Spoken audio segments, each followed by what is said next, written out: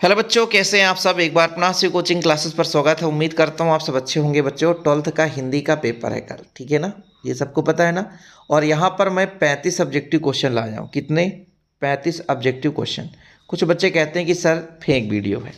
कल मैंने फिजिक्स बनाया था, आप लोग जाके चेक कर लो कितने प्रश्न आए थे। मैक्सिमम भैया कोई भी टीचर है 80% से ज़्यादा नहीं कर सकता। हम भी जैसे हम तो फिजिक्स केमिस्ट्री पढ़ाते हैं, जैसे हिंदी वाले सर से सुबह से बात कर रहे हैं, उनके माध्यम से इतने क्वेश्चन मिल पाए हैं। और कुछ लोग कहते हैं पेपर वायरल पेपर आपके पास आता होगा, कुछ लोग मुझे भी भेजते हैं, लेकिन मैं उसको रियल नहीं समझता हूँ, ठीक है।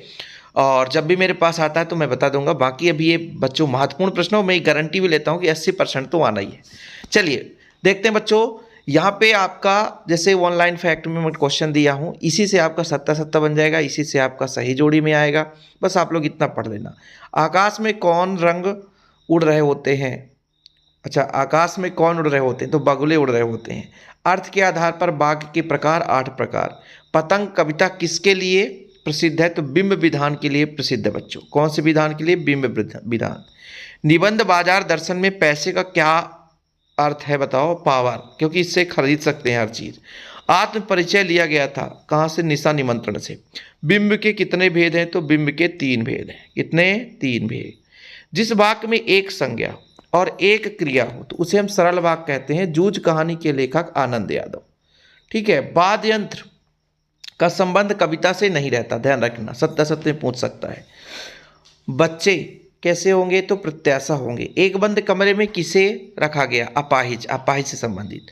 हृदय का संबंध सीधा स्मृति से होता है। मुहावरा एक पंथ दो काज का उपयोग पढ़ लेना। कभी अपने खेत में बीज बोया था, कभी अपने खेत में बीज बोया था, एक शब्द रूपी बीज। किसमें बच्चों? एक शब्द रूपी बीज बोया था, ठीक है। आगे देखो, सिल्वर वेडिंग के लेखक मनोहर श्याम जोशी। हिंदी साहित्य का प्रवेश द्वार भारतेंदु युग। किस छंद का गणना गण से की जाती है? वर्णिक।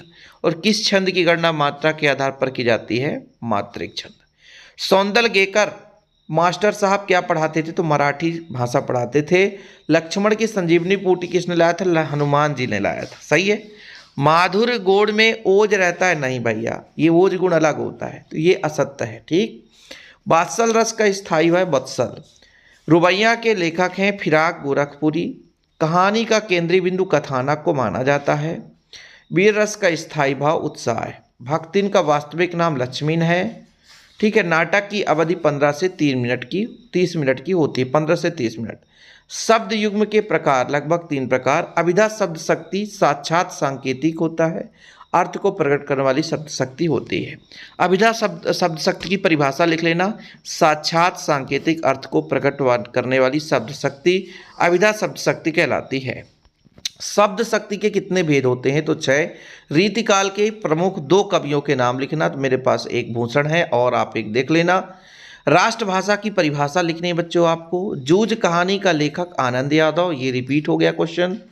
उषा का जादू कब टूटता है? तो सूर्योदय के होने पर टूटता है। किशन दा यशोधर बाबू के घर कितने बजे जाते थे? शाम 4 बजे। और यशोधर बाबू अपने घर कितने बजे आते थे? तो रात 8 बजे। निपात की परिभाषा याद करना, निपात गूगल में सर्च कर लेना, मिल जाएगा।